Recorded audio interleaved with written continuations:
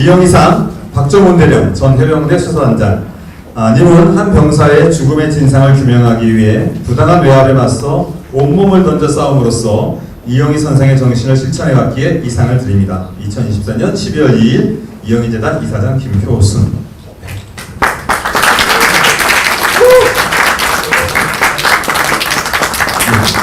네, 잠깐만요. 네. 꽃다발도 네. 반갑습니다. 박정훈 대령입니다.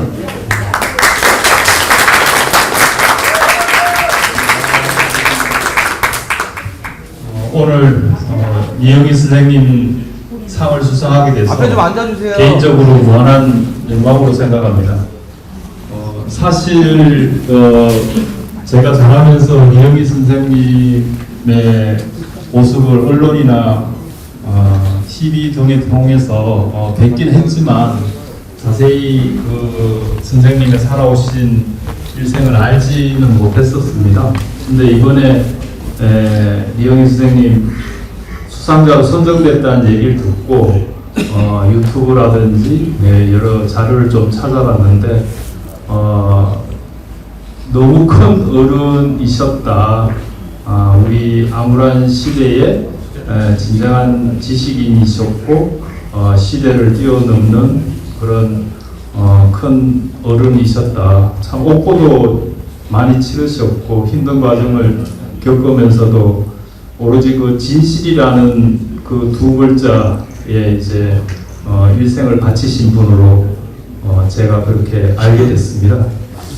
그래서 이제 저는 이제 이영희 선생님의 발것도 따라갈 수는 없겠지만 한 병사의 죽음에 대한 진실을 밝히고 또 거기에 책임 있는 자에 대해서 처벌을 해야 된다는 그 생각 하나로 지금껏 버텨오고 있는데 그 진실이란 점이 맞닿아 있지 않는가 이런 생각을 잠깐 했었습니다. 오늘 사실 제가 현역 신분이어서 언론이라든지 여러 가지 인터뷰는 어려움이 있는데 이 수상 소감 이 자리를 빌어서 고 최수근 사건에 대한 제 소회를 이제 병행해서 좀 말씀드리고자 합니다. 이 한 병사의 죽음의 진실을 밝히고 그 책임 있는 자를 처벌하는 것이 지극히 상식적이고 당연한데 왜 이다지도 고단한지 정말 모르겠습니다. 작년 7월 19일 날 이제 처음 그 사망 소식을 듣고 해병대 사령부는 화성에 있습니다. 그래서 화성에서 이제 포항으로 이제 내려가서 현장도 보고 그 다음에 그 현장에서 같이 사망 사고에 관계되는 여러 병사들, 부사관들, 장교들 쭉 저희 수사단에서 수사를 객관적이고 공정하게 했었습니다. 최선을 다해서 밤낮 없이 했고 그래서 언론에 나온 것처럼 사단장 등 8명을 이제 업무상 과실 치사에 혐의가 있다라는 그런 결론을 냈고 해병대 사령관, 해군 참모총장 그리고 국방부 장관 대면해서 제가 직접 다 설명하고 결재를 받았던 그런 내용입니다. 사실 이후에는 법대로 절차대로 경찰로 사건을 이첩해서 절차대로 처리하면 될 일입니다. 근데 이미 국민들이 알고 계시는 것처럼 작년 7월 31일 날 12시 여간에 02800-7070 그 한 통화에 누가 그랬는지 남자인지 여자인지도 밝히지 못하는 그 전화 한 통화에 모든 것이 뒤바뀌고 말 그대로 엉망진창이 되고 지금 1년 반 가까이 이렇게 답답한 시간을 보내고 있습니다. 이 최혜병 사건은 크게 세 갈래로 그 수사와 조사가 진행되고 있는데 가장 근본적인 최혜병 사망 사고의 책임자를 묻는 수사는 지금 대구지검에 계류가 되어 있습니다. 그리고 이 사망 사건에 대해서 외압을 행사했다라는 부분에 대해서는 지금 공수처에 기록가 되어 있고, 근데 공수처나 대구지검을 생각하면 여러분들도 느끼시겠지만 일단 저부터 답답함이 밀려옵니다.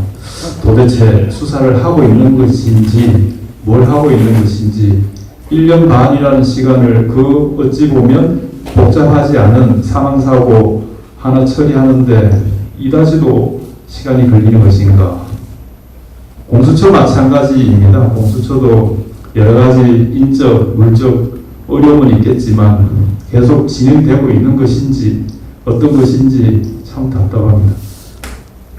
그러나 상대적으로 이제 저에 대한 항미형 사건은 굉장히 신속하게 이루어졌고 이미 10번의 공판을 거쳤습니다. 그래서 최근에 이제 결심 공판해서 검찰 측에서는 3년을 구형했고 내년 1월 9일 날에 이제 최종 선고 공판을 앞두고 있습니다.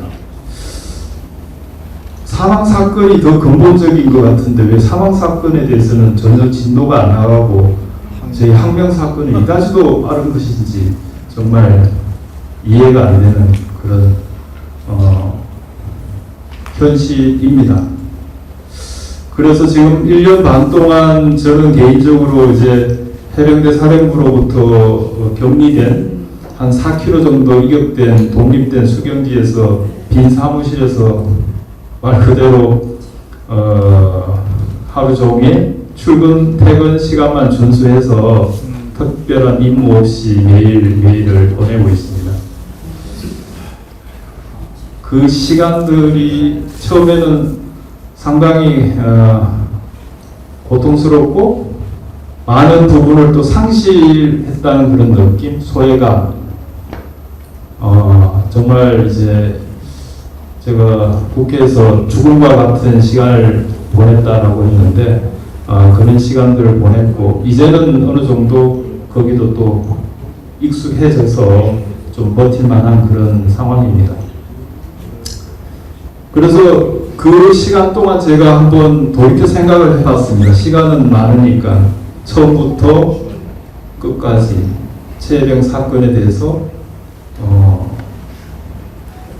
100번이고 1000번이고 생각을 좀 해봤고 그래서 몇 가지 지금 제 나름대로 이제 정리되는 부분이 첫째가 이 최해병 사건이 우리 사회의 어두운 부분, 민낯을 다 드러내게 하는 그런 계기가 되었다. 이미 여러분들도 알다시피 이제 최해병 사건이 진행되면서 국회에서 이제 도이치모터스 이종호 그리고 이제 마약 수사의 백혜룡, 그다음에 조경록 경무관 또 이름이 나왔고 그리고 뭐 김건희 여사까지도 이제 거론되는 그런 상부 토론도 등장했고 등등 이제 이 최해병 사건이 우리 사회의 어두운 부분, 특히 현 정부의 엄습한 부분들을 드러내는 계기가 되었구나. 그리고 또 국회에서 몇 번의 청문회 등을 통해서 이제 우리 국민들이 보게 된 고위 관료들의 책임지지 않으려는 모습, 그리고 진실을 외면하고 침묵하고 국가 안보라는 이유를 대면서 참 이해할 수 없는 그런 답답한 모습들을 과연 그들이 우리 사회의 지도자로서 리더로서 책임자로서 적합한가라는 그런 의문을 많이 품게 하는 그런 계기가 되었다고 생각합니다. 두 번째는 이제 최해병 사건을 일부에서는 특별한 사람들의 일로 치부하는 경향이 없지 않아 있었는데 사실 우리나라는 국방의 의무가 있는 나라입니다. 그래서 한 집 건너 한 집이 군과 관련되지 않은 것이 없습니다. 다 군과 직간접적으로 관련이 되어 있는데 즉 최해병 사건이 어제는 최해병 사건이었지만 오늘 또는 내일은 나의 가족의 문제가 될 수 있다라고 생각을 해야 되는 부분입니다. 그래서 이 사건이 정말 안타까운 최혜병의 죽음에 대해서 제대로 진상을 밝히고 그 책임자를 처벌해서 제2의 최수근이 같은 억울한 죽음이 없도록 해야 된다. 그래서 이것이 우리의 문제다라는 인식을 하는 것이 필요하다고 생각합니다. 그 다음으로는 이제 이 최혜병 사건을 보면 우리 사회에 이제 1월 9일 날에 이제 재판 결과가 나올 것인데 어떤 결과가 나오느냐에 따라서 우리 사회에 던지는 큰 파장이 있을 것으로 생각이 됩니다. 그래서 정말 제가 어떤 사익을 추구하거나 어떤 개인적인 어떤 이익을 추구해서 오늘의 이런 것이 아니고 어찌 보면 병사에게 병사일 뿐인데 그 수사단장에 저희 개인의 모든 것을 걸고 이렇게 진실 하나를 붙잡고 있는 모습에서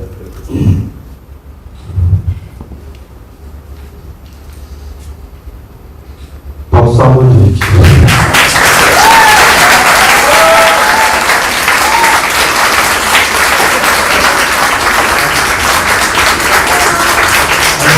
낮에 혼자 있다 보니까 누구 사람하고 대화를 낮에 이렇게 평일날에 하는 경우가 잘 없어서 1년 반 시간 또 있다 보니까 막상 앞에 서니까 여러분들하고 이렇게 대화를 나누다 보니까 조금 당황스럽기도 한 것 같습니다. 안녕하세요. 대한민국 국민은 박정훈 대령님과 함께합니다.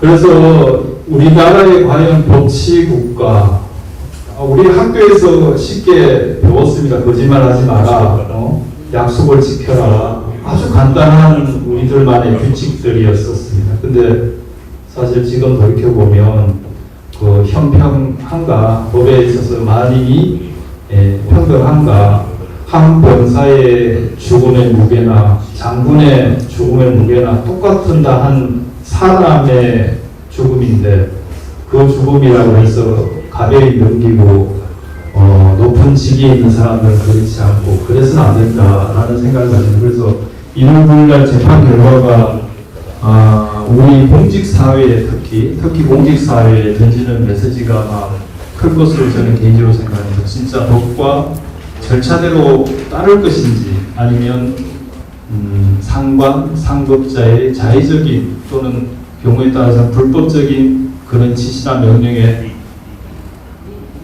복종하거나 아니면 외면하거나 방관할 것인지 등에 대한 하나의 기준점이 된 그런 사건이다라고 생각합니다. 그리고 이 체병에 대한 부분에 있어서 정말 우리 사회에 그 억울한 죽음이 많다는 것을 알게 됐습니다. 그래서 참 한 개인에 대한 죽음에 대한 태도의 문제도 돌아보게 되는 계기가 됐습니다.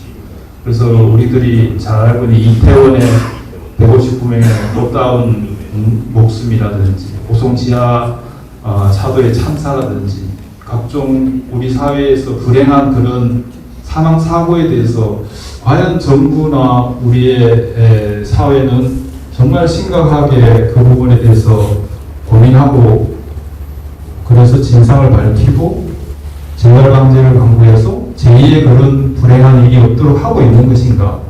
사실 최혜병 사건 때도 지금 또 제 머릿속에는 명확한데 그 장례식에 수많은 고위 관료들이 많이 왔었습니다. 장례식에는 와서 부모들한테 위로하고 슬퍼하고 재발방지를 다짐하고 철저한 진상규명을 하겠다고 그 국회의원분들이나 그 경찰 분들 그리고 뭐 정부 고위 관료들이 그런데 그때뿐이지 않았는가 지금 와서는 왜 이렇게 진실을 규명하는데 외면하거나 방해하거나 더디게 하는 것인지 정말 이해할 수가 없었습니다.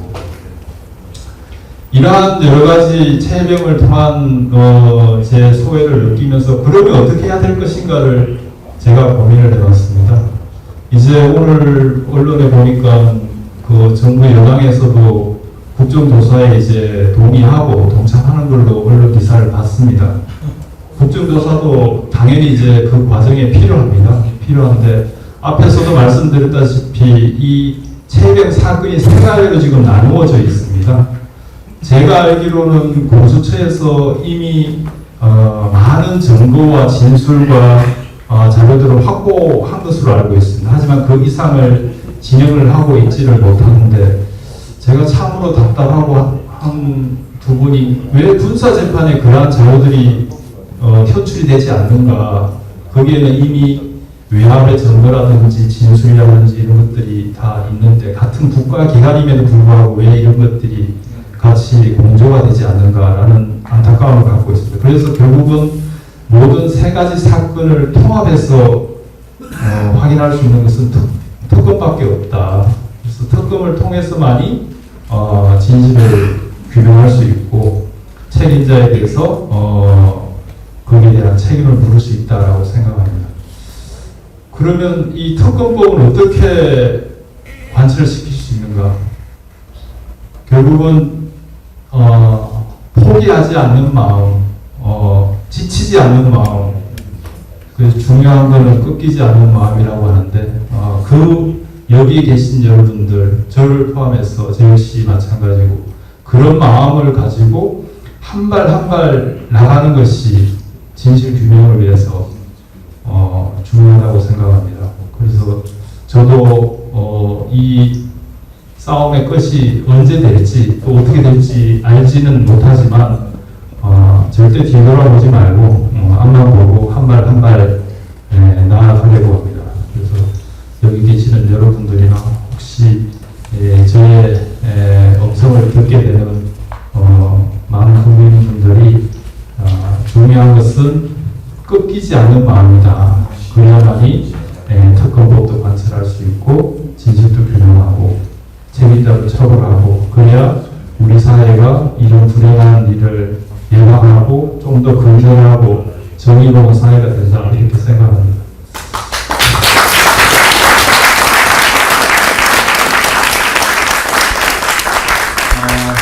그래서 끝으로 제가 그 지난 군사법정에서 최후 진술을 한 내용을 좀 낭독하려고 합니다. 여기에는 제가 1년 반 동안 느꼈던 또 이 사건과 관련된 제 모든 내용을 담은 내용이어서 저는 이 최후 진술이 좀 더 우리 국민들이 많이 알았으면 좋겠고 좀 더 이것이 멀리 퍼져나갔으면 좋겠다는 생각으로 최후 진술 이 자리에서 다시 한번 읽고자 합니다.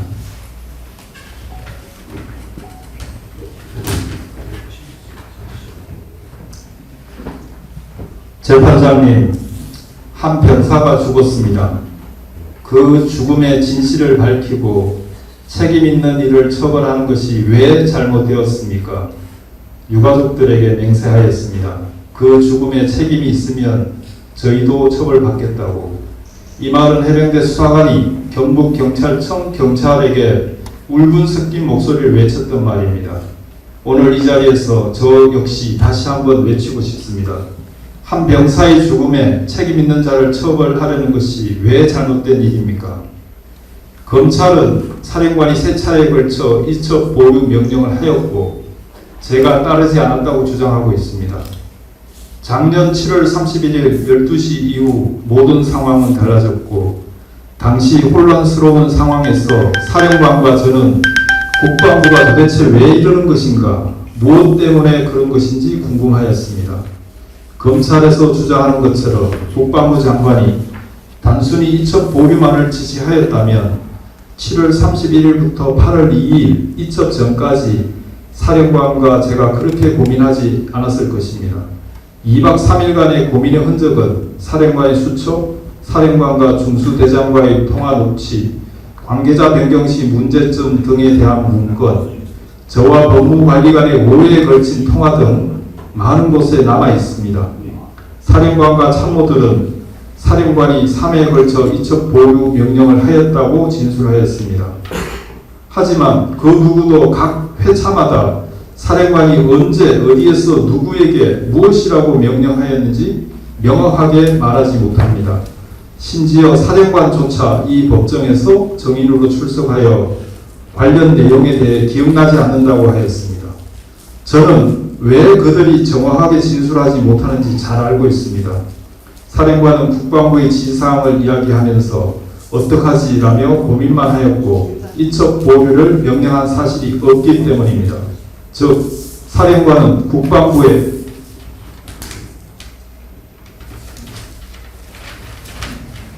지시에 따르면 자신이 직권남용이 되고 따르지 않으면 항명이 되기 때문에 이러지도 못하고 저러지도 못하고 고민만 한 것입니다. 7월 31일 언론 브리핑과 국회 설명이 취소된 이후 국방부에서는 줄기차게 혐의 내용을 빼라, 대대장이야 직접 과실 있는 자로 한정하라, 확실한 혐의자는 수사열에, 지휘책임자는 징계로 라는 등 사건을 축소 왜곡하라고 수차례 요구하였습니다. 그래서 사령관과 저는 그러한 지시에 따를 경우 직권남용으로 처벌받을 수 있고 해병대가 부정직한 조직으로 국민에게 지탄의 대상이 되기 때문에 고민하고 또 고민하였던 것입니다. 그 결과 상급부대인 국방부 조사본부에 이첩하는 것을 건의하게 되었습니다. 또한 부사령관을 비롯한 참모들은 7월 31일 언론 브리핑과 국회 설명이 취소되었기 때문에 그에 대한 후속 조치를 논의하기 위해 회의에 참석하였을 뿐 사건 이첩 부분은 수사단장이 주무참모로서 회의 이후 사령관과 독대하면서 논의한 사항입니다. 그들이 사건 이첩 관련하여 어떠한 의견을 제시할 전문 지식이 부족하고 직접적인 관련이 없으므로 관여할 입장도 아니었습니다. 따라서 제가 7월 31일부터 2박 3일간 사령관 집무실에 거의 살다시피 한 이유가 바로 여기에 있는 것입니다. 요약하면 국방부의 지시의 본질은 사건을 축소 왜곡하여 다시 보고하라는 것이었습니다. 항명죄에 있어서 명령은 적법한 명령이어야 함은 주지의 사실입니다. 그런데 중수대장이 정인으로서 진술하였듯이 이첩 서류에서 혐의 내용을 빼라는 것은 1000페이지에 달하는 수사서류를 떼거나 변경하여야 하며 직권남용죄, 공문서 위조, 변조죄 등 불법을 하게 되는 위법한 명령입니다. 국방부도 이러한 사실을 잘 알고 있으므로 정당하게 문서로 명령하거나 명확하게 지시를 하지 않았고 단순히 이첩 보류만 지시하였다고 주장하는 것입니다. 검찰 역시 이러한 사정을 잘 알면서도 단순히 이첩 보류 명령만 문제 삼고 있습니다.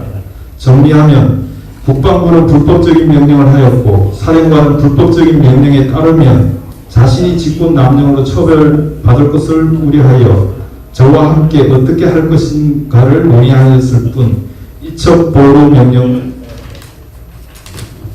하지 않았으며 검찰은 또 다른 불법적인 지시를 받고 저를 반드시 처벌하기 위해 허위로 구속영장을 청구하였고 이첩 보류 명령을 위반하였다고 주장하고 있습니다. 재판장님, 작년 7월 31일 12시 이후 순조롭게 진행되는 일들이 왜 한순간에 엉망진창이 되었는지 이제야 알겠습니다.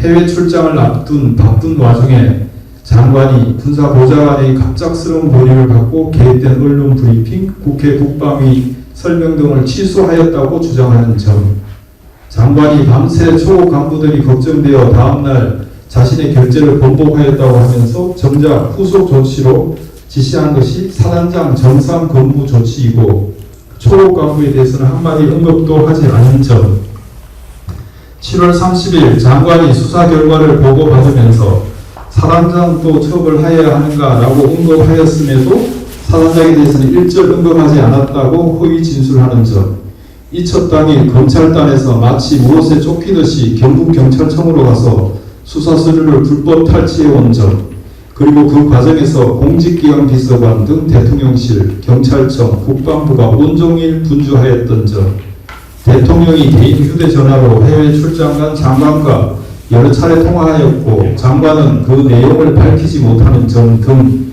이 모든 의문점에 대한 해답을 이제는 명확히 알겠습니다.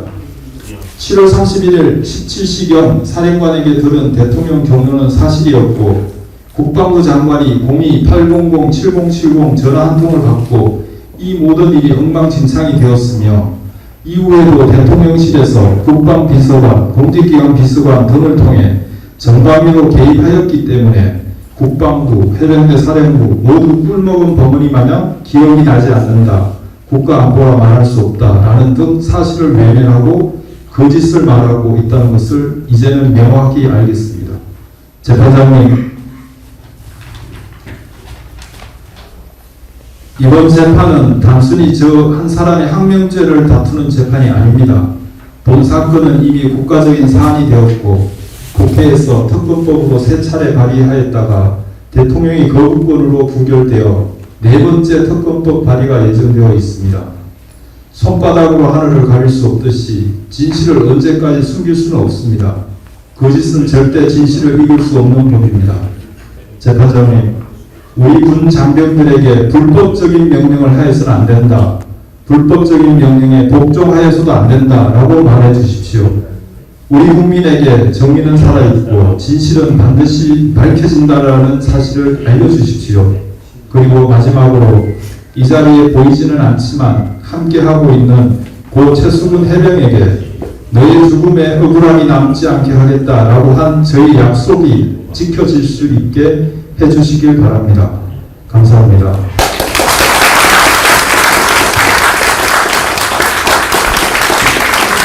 길게 제 말씀을 전송해 주셔서 감사합니다.